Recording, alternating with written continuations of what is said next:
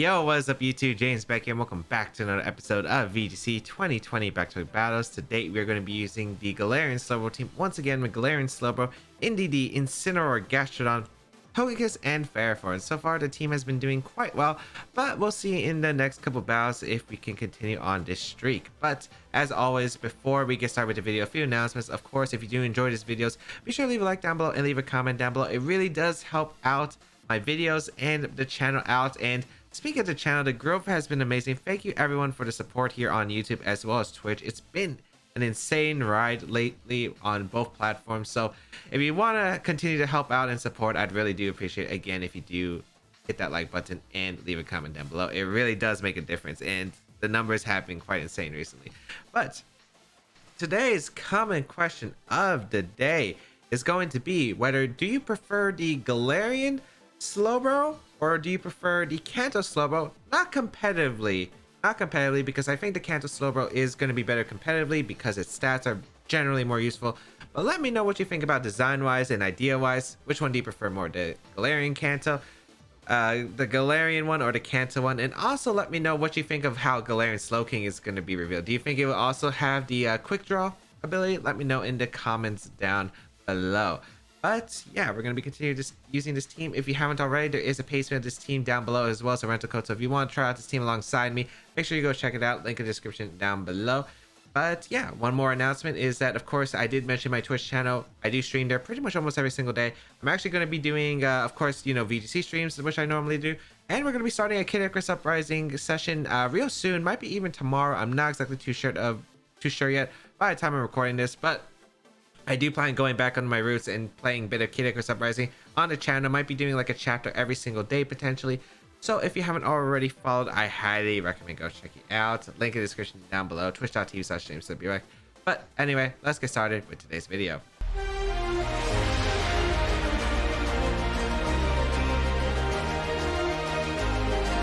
So yeah, let's just get started and play today's video. I actually forgot to put the comment. I already said the comment question, so I guess I don't want to have much to say about that. But I'll talk about the team. The team again has been super fun. If you do want to try it again, as I mentioned earlier, that is in the description down below. And it's a pretty fun team. It's not the most solid team out there. It definitely has some flaws, but it's a really fun team. And we got an interesting one to face off.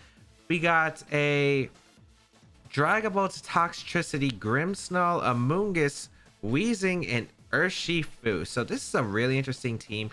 It's really weak to Psychic. And I mean really weak to Psychic. Because unless it's Urshifu Dark, 4 Pokemon are weak to Psychic. Potentially 5 if it's the Water Urshifu. So that is interesting to note. I really do like having the Togekiss plus the Slowbro out. It does a lot of work against my opponents, and except the Toxtricity does lead, maybe I go Indeedee here to set up the terrain. Could definitely see it. It might be safer actually. Yeah, because if it's a Amoonguss lead, I could just go for the straight up attacks. I like having the Incineroar. I like having the Slowbro in the back because it can do a lot of work here, and Gastrodon in the back as well.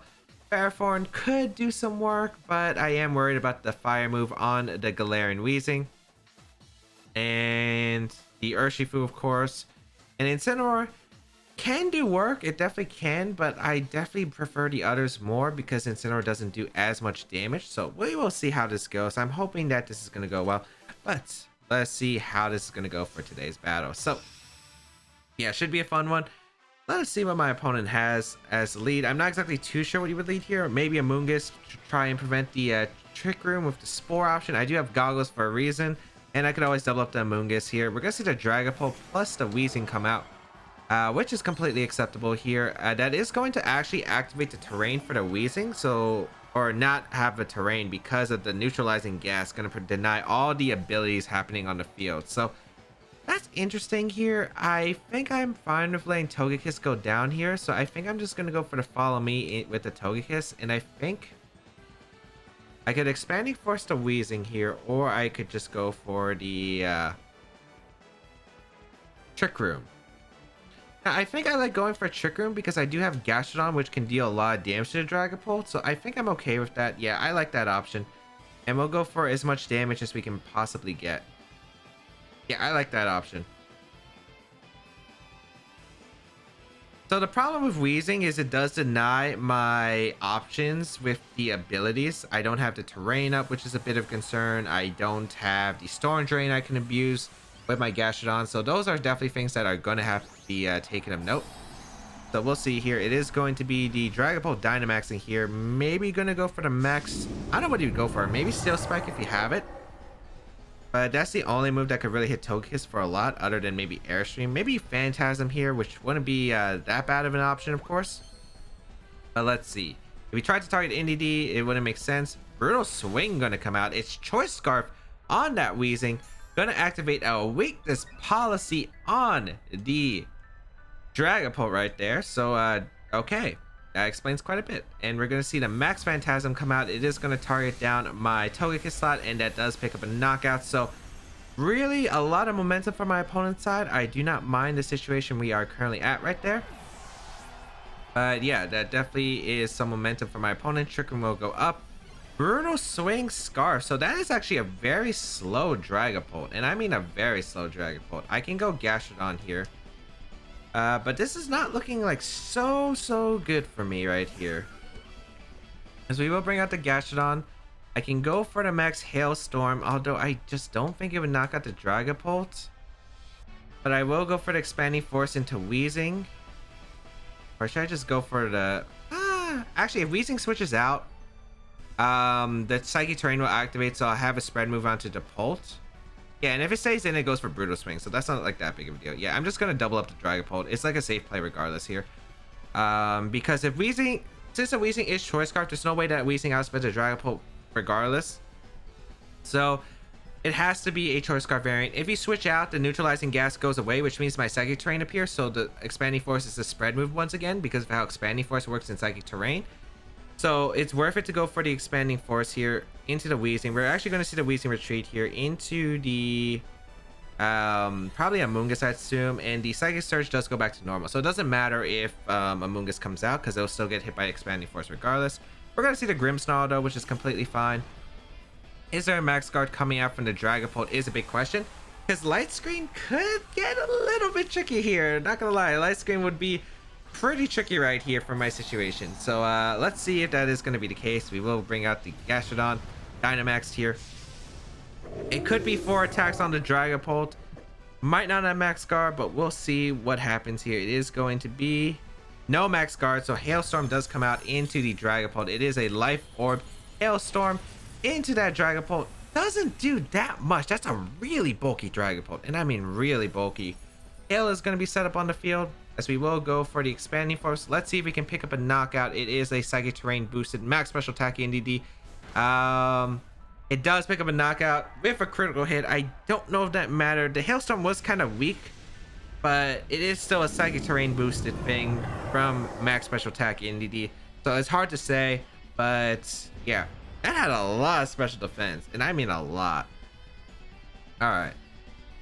So the situation is interesting. I do think my Slowbro can easily win with the right support. Let's see what's going to come out here. Probably the Amoonguss, if my opponent does have in the back. I assume Amoonguss might be the last Pokemon. If it's the Weezing, I'm in a good spot regardless. And I don't know what else my opponent really had from the team. Urshifu. Okay, is it the dark one? No, it's a water one, so I'm not really worried about the water one. I'm not really worried about the water one. I'm actually going to go for the... Did I max Geyser? Quake is fine because I increased the power for later, and I'm actually going to go for Expanding Force into Urshifu. I guess if the Grimmsnarl is Power Whip, that's the question. But that requires the Grimmsnarl having Power Whip and connecting. And yeah, I think this is fine going for the Expanding Force because Urshifu... There's no switching for my opponent. Psychic Terrain... here just allows me to have so much pressure right here. So yeah, I'll be able to knock out this Urshifu, as well as if Weezing comes out, it just goes down to it. So regardless, that's okay by me. So the Weezing is going to come out. Neutralizing Gas, going to get rid of the abilities, although it really doesn't change much here. Other than Prankster, I guess. Since Prankster wouldn't activate here, and you could guarantee, but that doesn't really change much. We're going to see... That Grimmsnarl will take it super well. Like, everything on my opponent's team is super specially defensive, it looks like. Eject button, it looks like, too. So, yeah, okay. That is 100% loss, I think, because the Urshifu does not want to take the expanding force here. So yeah, it looks like my opponent, that eject button, of course, could have some benefits, of course, with the trick, but could also have some downfalls if activated at the wrong turn. So we will go for the expanding force right here and knock out both Pokemon on the opponent's side of the field, being able to eliminate the Urshifu as well as the Weezing. And now it's just the Grimmsnarl versus the world, and it's very unlikely that the Grimmsnarl is going to win against my Dynamax Gastrodon. Still has one more turn of Dynamax, the Indeedee, and then I still have a Slowbro in the back with the shell side arm to knock out the Grimmsnarl. So looking pretty good right here, as we will be able to go for the Quake into the Grimmsnarl, and we can go for the Mystical Fire into the Grimmsnarl. So I feel like if that had a lot of investment on the Dragapult, it most likely couldn't knock out the Gastrodon anyway. I don't know if Expanding Force KO'd or not. I am not 100% sure. If it didn't, I would have taken a lot of damage, but either way, I don't think it would have been that bad of a situation for us. If he KO'd the Indeedee, that's fine. I get Slowbro in and like just do a lot of damage with still Expanding Force plus like Quake, for instance. And if you target Gastrodon, I'm pretty sure Gastrodon would live because of the Dynamax, because you have a lot of special defense investment, so most likely you don't have much attack investment. And if you don't have like a lot of attack investment, you're not really going to pick up knockouts on decently bulky Dynamax Pokemon, which Gastrodon is. So yep, that is going to be a win there. But yeah, so yeah, we are going to be able to take a win right there. I wish we could have saw a little bit more of the Galarian Weezing. It only went for the Brutal Swing, and then, you know, kind of just fainted. But you know, let's see if we can go undefeated and get into the Master Ball tier with this team, and then we'll see what we can handle in the Master Ball tier in the next episode if we are able to make it to the Master Ball tier. But of course, we have to focus on winning this battle, of course, first. We got Maxie here as our next opponent. Ooh, interesting team. Marowak, Alola, the Urshifu, Porygon 2, Togekiss, Gastrodon, Venusaur. Interesting to see a Venusaur without the without the Sun combination. So yeah, that's interesting to note. I really like Slowbro plus Togekiss, I think, overall, because I could follow me to Quake. Yeah, I like follow me into Quake. I like having, that's not worth it here. I like Gastrodon a lot. Then I actually kind of like Ferrothorn a lot, because my opponent actually can't really touch Ferrothorn besides the Marowak, and Swords Dance Ferrothorn can really go in. I kind of like that. So you know what? I'm gonna trust my gut with this. I think Incineroar could have been a great choice, but I'm just not really too sure. It's okay, but I do think my opponent is gonna bring a form of Gastrodon as well. So not exactly too sure. We'll see how this goes, though. We will see how this goes, but I think overall we can win. It's gonna come down to like how to approach that Venusaur. The Venusaur is gonna be the scary Pokemon on here. So let us see what's going to be held, because I think I'm going to have to play some mind games with the Venusaur immediately if I want a good chance to win. But we're going to see Marowak plus Togekiss lead, which is a really interesting lead here. Okay. As we lead with our Slowbro plus our Togekiss, and I actually really like getting the Trick Room up immediately, because my Gastrodon is going to sweep on the Trick Room, especially if you give me the Marowak. So you know what? We will go for the Trick Room here, and I really do like just going for the Follow Me right here. Yeah, I do really like that. So we will follow me right here, as we will see the Dazzling Gleam coming out for some chip damage, which makes sense, and probably a Poltergeist coming out. Yep, Poltergeist gonna come out into my Togekiss slot. Gonna get my Scope Lens. Here we go, the Poltergeist almost knocking me out, but doesn't, as we do get the Trick Room up.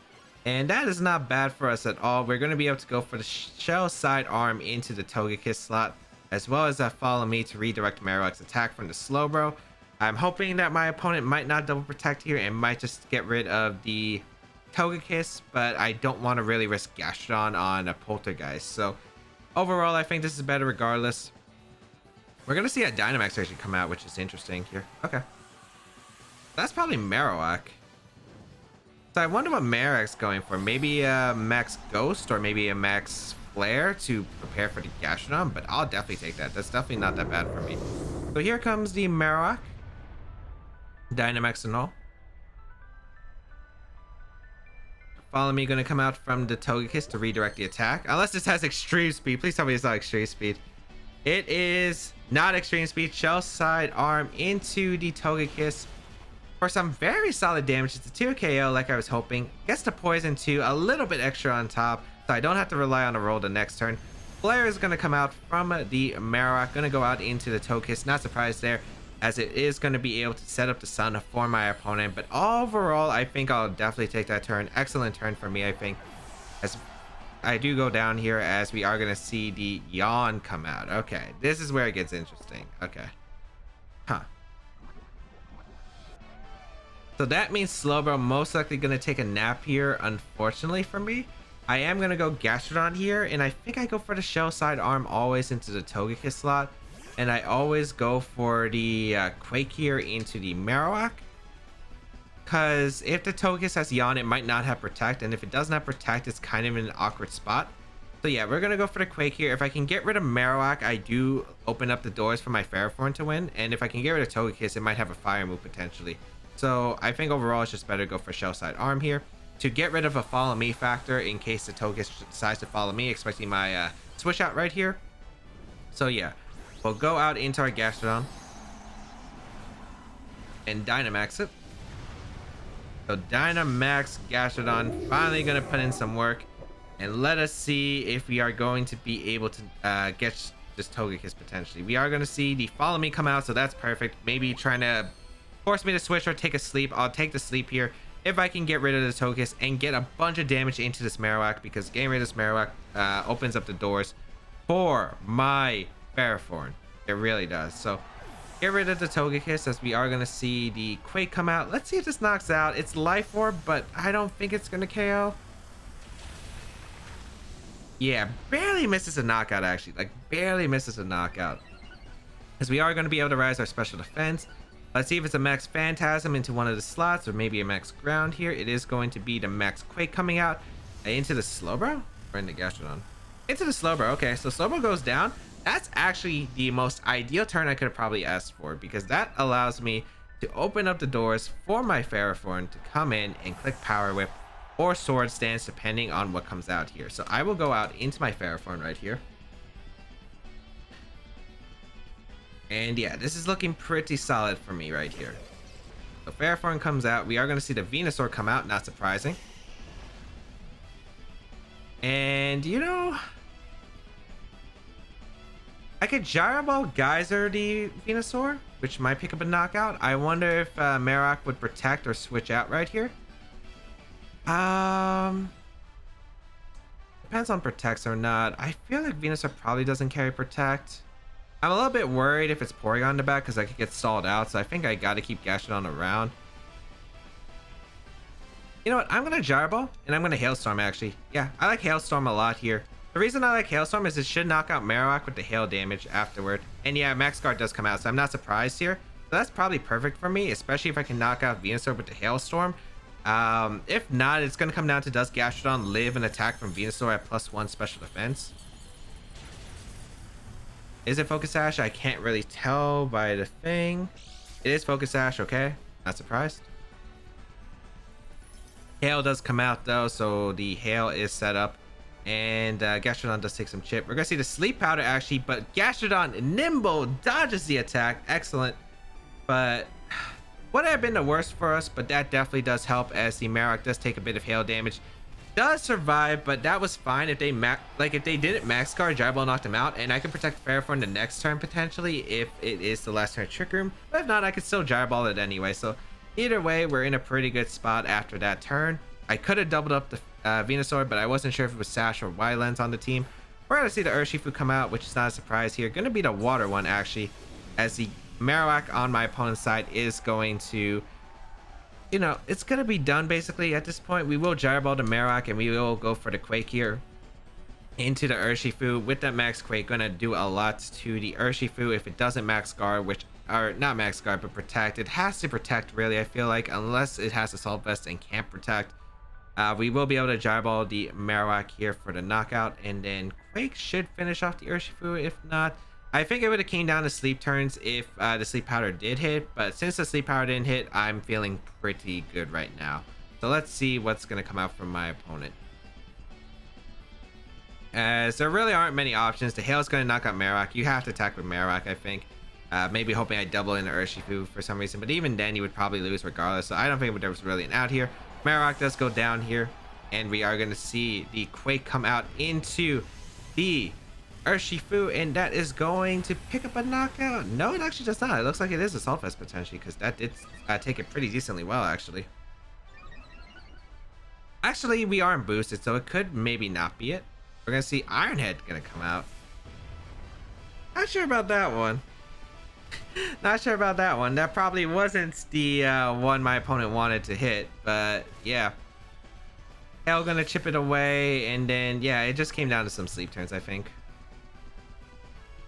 It would have been tougher for me because it depends on the close combat knocks out Ferrothorn or Gastrodon, because I'm not really sure if close combat actually is able to pick up a knockout on either one of these Pokemon. I think it depends on the spread on the Urshifu, but yeah, we should be able to win by clicking Gyro Ball plus Earth Power here, and that should 100% seal up the game.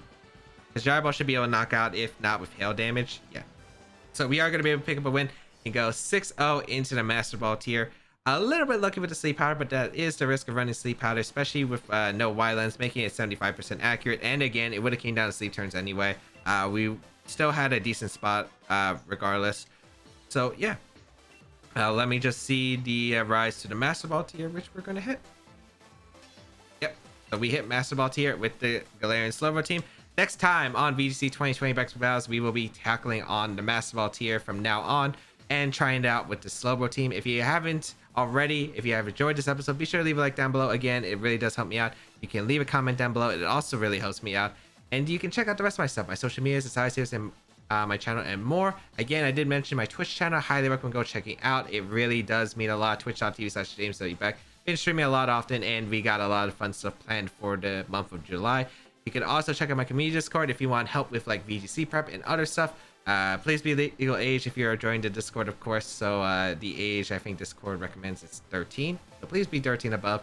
But otherwise, yeah, you can join the awesome community Discord, and you can check out my Patreon page if you want to go an extra mile to support my content. But if you do want to just help out my content, you can just leave a like down below, leave a comment down below, and share this video with friends. Those are all free ways to support me, and I always just enjoy so much that you are able to watch these videos and hopefully enjoy them. But otherwise, yeah, that's gonna be it for me. Again, paste in the description down below if you want to try out this team, as well as the rental code if you do want to try it out. But that is going to be it for me.